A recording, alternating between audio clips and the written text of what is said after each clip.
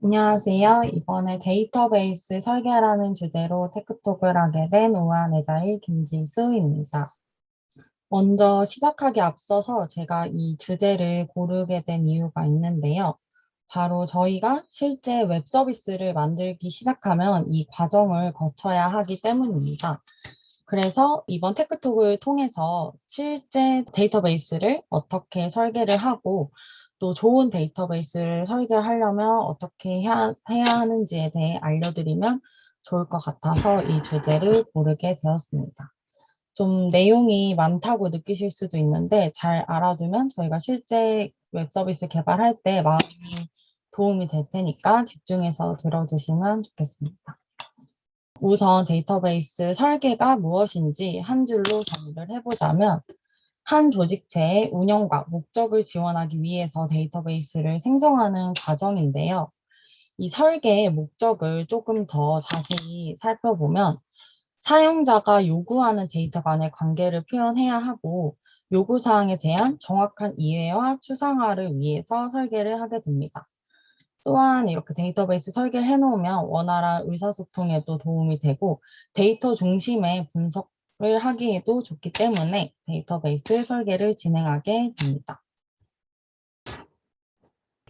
그 중에서도 데이터베이스를 설계할 때 가장 중요한 원칙은 사용자가 원하는 요구사항에 반드시 충실해야 하는데요.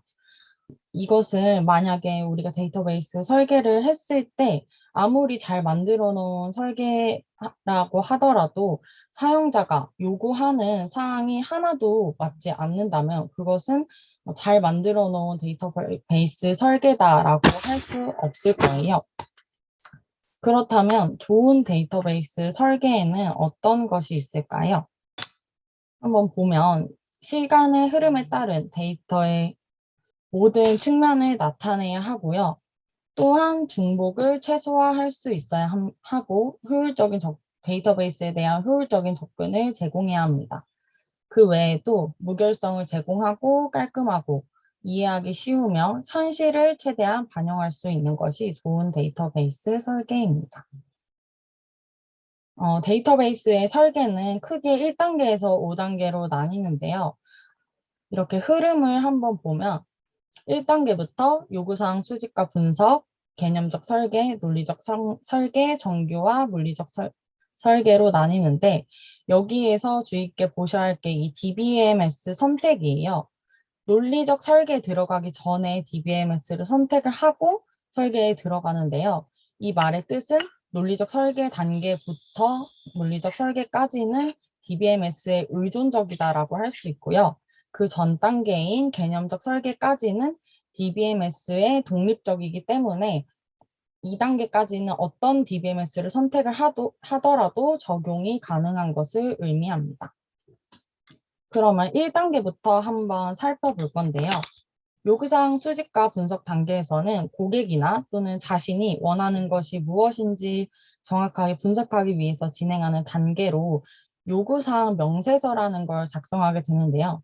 이 명세서는 분석한 요구사항이 명확하고 완전하게 기록된 형태를 얘기하고 이걸 토대로 앞으로 프로젝트에 대한 전반적인 회의를 진행할 수 있습니다. 프로젝트 규모가 어느 정도 될지, 또 기능에 대해서 구현이 가능한지 아닌지 이런 것들을 회의를 하게 되고요.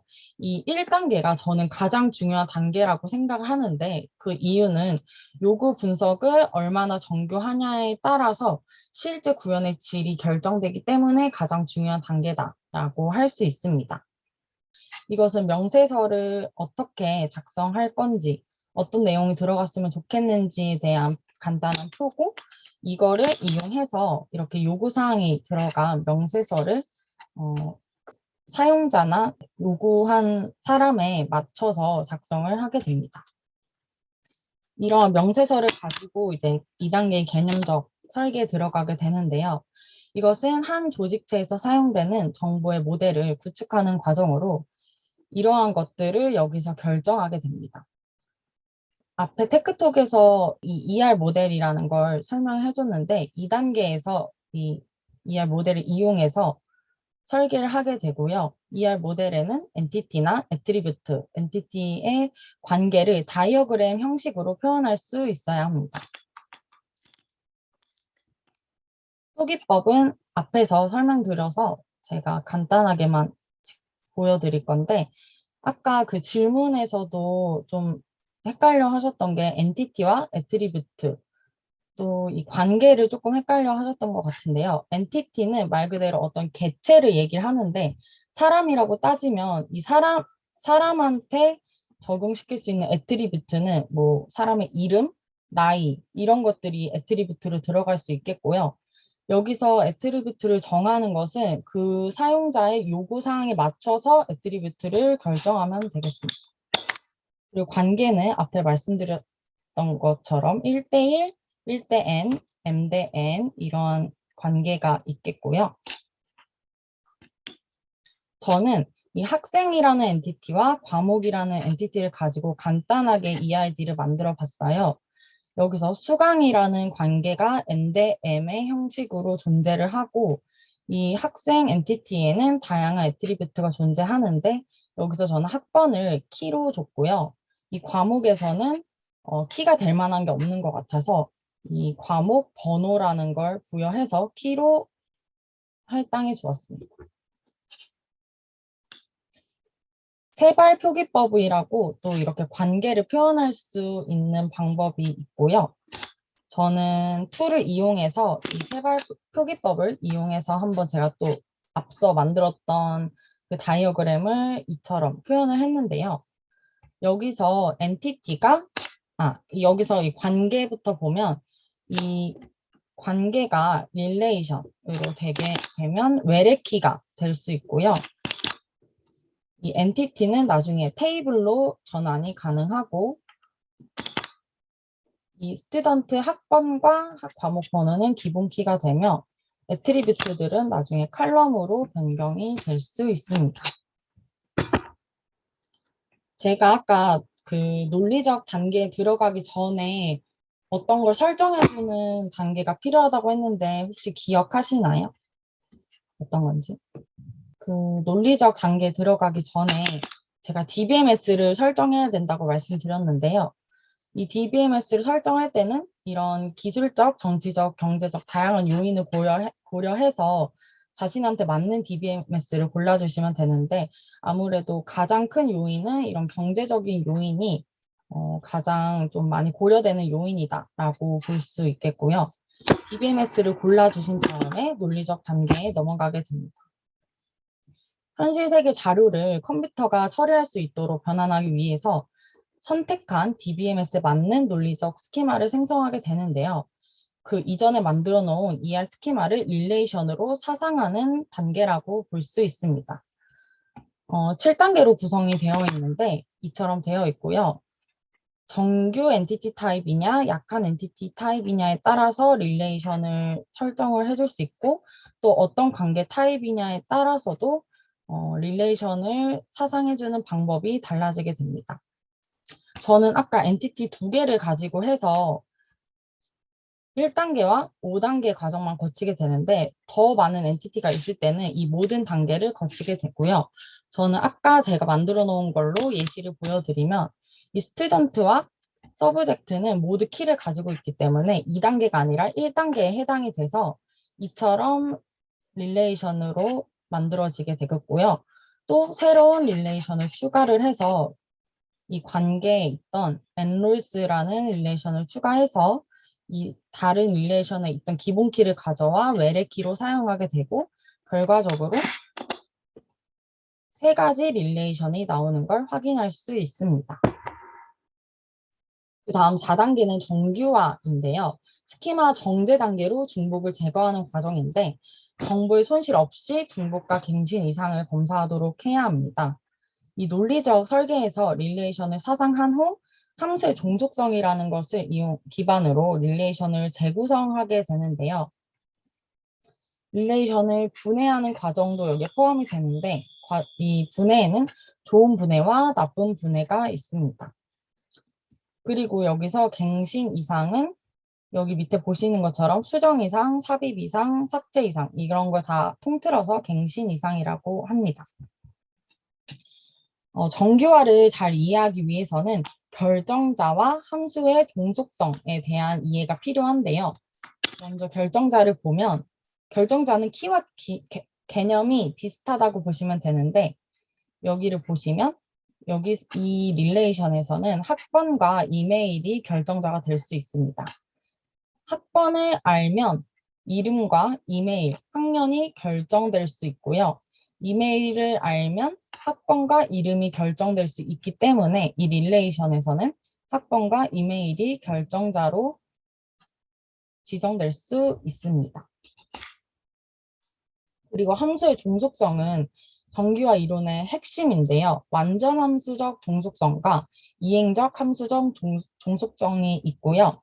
이것은 실색의 의미에 따라서 바뀔 수 있기 때문에 어떤 응용에서는 성립될 수 있고 성립되지 않을 수도 있습니다. 이렇게 제가 흐름을 한번 적어봤는데 학번은 이름의 결정자가 될 수 있고요. 그렇기 때문에 이름은 학번에 함수적으로 종속된다 라고 말할 수 있습니다. 즉, 릴레이션에서 이름의 값은 반드시 한 개의 학번 값으로 대응해야 한다는 것을 의미합니다. 정규화는 릴레이션을 분해하는 작업을 하게 되는데 제가 아까 좋은 분해와 나쁜 분해가 있다고 말씀드렸어요. 그거를 예시로 제가 보여드릴 건데요. 이처럼 결정자를 만들어 두고 학번은 이름과 이메일이 결정자가 되기 때문에 이것을 기준으로 테이블을 두 가지로 분해할 수 있는데요. 여기서 학번이라는 기본 키를 가져와서 외래키로 사용하게 되면 이렇게 테이블을 두 가지로 분해할 수 있습니다. 또 두 번째로 보시면 이메일은 학번과 이름의 결정자라고 해서 이거를 다시 이 테이블을 이렇게 쪼갤 수 있는데 이것은 이전에 쪼개놨던 걸 한 번 더 쪼개는 과정이기 때문에 좋은 분해라고 할 수 없는데요. 학번만 불필요하게 두 번이 저장이 되기 때문에 이것은 나쁜 분해라고 말할 수 있습니다. 이렇게 릴레이션을 분해하는 정규화 이론에는 1정규형, 1정규형부터 5정규형까지 있고 BCNF까지 있는데 정규형 4, 5는 개념도 어렵고 많이 사용하지 않아서 제가 그 두 개는 빼고 설명을 드릴 거예요. 먼저 제1정규형은 릴레이션의 모든 애트리뷰트에 반복 그룹이 나타나지 않으면 만족을 하게 되는데요. 여기서 반복 그룹은 제 예시로 설명을 드려보면 이 릴레이션에 보면 이름과 주소가 반복적으로 나타나는 것을 확인할 수 있는데요. 이러한 것을 반복 그룹이라고 합니다.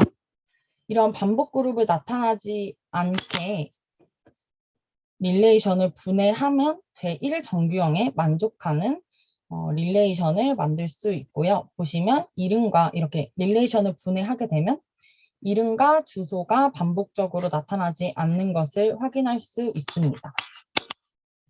제2정규형은 제1정규형을 만족하면서 어떤 후보키에도 속하지 않는 모든 애트리뷰트들이 해당 릴레이션의 기본키에 완전하게 함수적으로 종속하는 것을 의미하고요.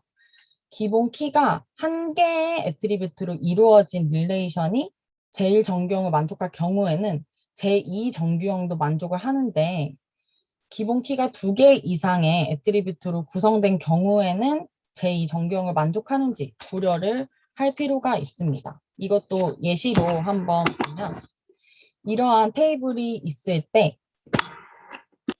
이러한 문제점들이 발생할 수 있는데요. 만약에 이렇게 학과에 학번이 더 등록이 만약에 된다면 그 학번에 해당하는 학과의 전화번호가 똑같은 이 전화번호들이 중복으로 저장이 된다는 문제점도 있고 그 다음에 삭제 이상은 만약에 정보통신공학과에 마지막으로 있던 학생이 나가게 되면 그 학과 관련된 전체 정보가 지워진다는 문제가 생기는데요.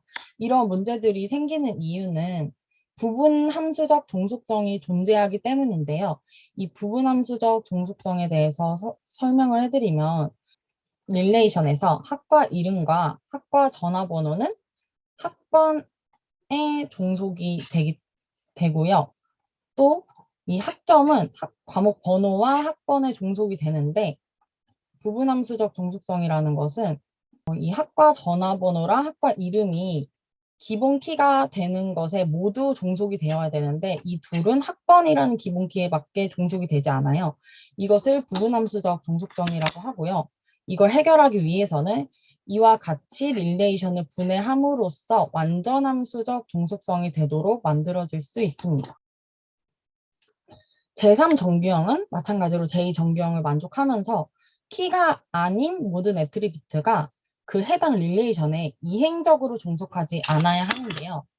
이러한 테이블을 봤을 때 아까 있었던 문제점이 그대로 있게 되는데 그 이유는 이행적 종속성이 존재하기 때문이에요.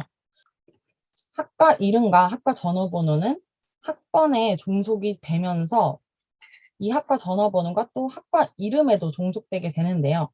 이러한 것을 이행적 종속성이 존재한다고 말을 하는데 이러한 걸 해결하기 위해선 또 이처럼 릴레이션을 분해를 해야 합니다. 그러면 학과 이름은 학번에만 종속이 되고 학과 전화번호는 학과 이름에만 종속이 될 수 있게 됩니다.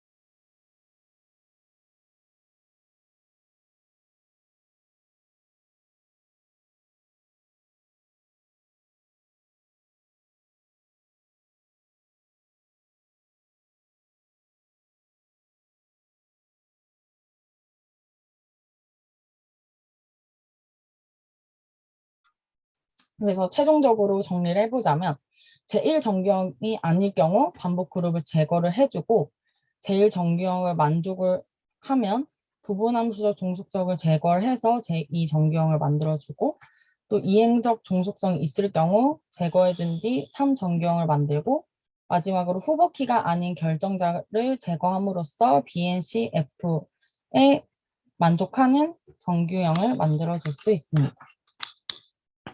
마지막 단계는 물리적 설계인데요. 논리적인 설계의 데이터 구조를 보조기억 장치 상의 파일로 사상시켜주는 단계로 처리 요구사항들을 만족시키기 위해 저장 구조와 인덱스 접근 경로들을 결정해줘야 합니다. 인덱스를 설정해주고 DBMS를 사용을 해서 요구사항이 만족되는지 테스트를 해준 뒤에 성능 향상을 위한 튜닝을 해주게 되면 되고요. 성능상 중요한 기준에는 이러한 것들이 있습니다. 응답 시간이라든지 이런 처리율, 또 백업 및 회복 시간에 대한 것들이 있습니다. 이렇게 저는 1단계에서 5단계까지 데이터베이스 설계가 어떻게 되는지 알아봤고요. 이상으로 제 발표를 마치겠습니다.